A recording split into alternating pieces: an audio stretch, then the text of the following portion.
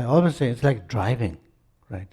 Driving. It takes a lot of practice to become a good driver, you know.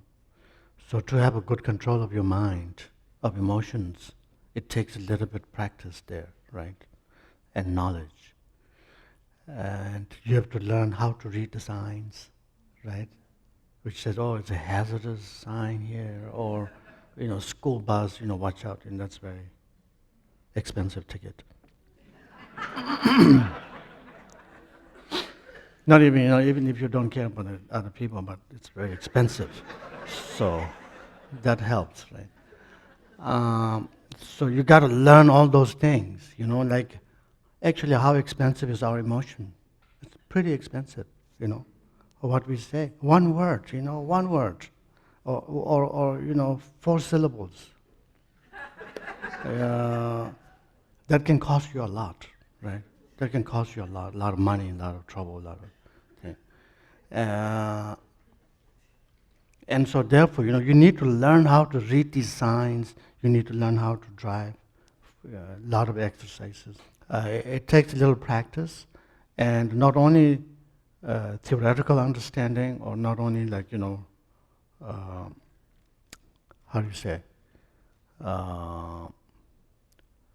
Not only like putting effort in it, but we need some experience of working with it. Just by pushing or working hard also doesn't help necessarily.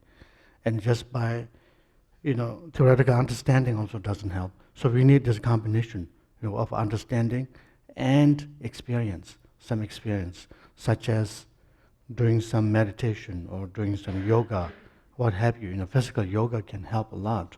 We need some physical awareness practice, mental awareness practice. When we combine these all together with these techniques we're talking about, then we can experience those gap, mindful gap, and so on in action, right? In action. Like in the beginning, you're driving in a church parking lot, right? Imagining it's the I-5 or whatever, and that's very different from driving on I-5. Once we have learned the skills and practiced them often, so to speak, and then the driving comes so natural. Like you have full control of your car, right? Not only you have a full control of your car, sometimes you even have a control over other cars. Almost, like other bad drivers or whatever you can avoid and, maybe help both of us. And not only that, when you drive, you can do so many things at the same time, right? You can look in the rear view mirror and talk to your baby, or, have your, Starbucks coffee, or, driving and drink. At the beginning, it's like when you're learning. When I was learning driving at the beginning, like my hands, like so painful. After only like practicing for like half an hour or whatever, it's still like sore, because I was like holding, right? And so you can see, you need to relax, right? You need to relax.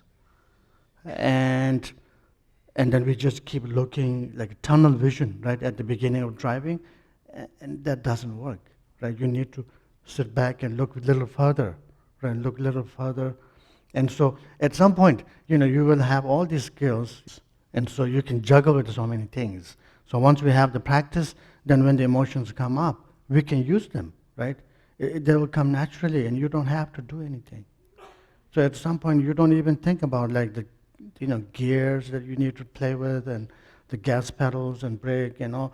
We're not even thinking, we're just doing that naturally,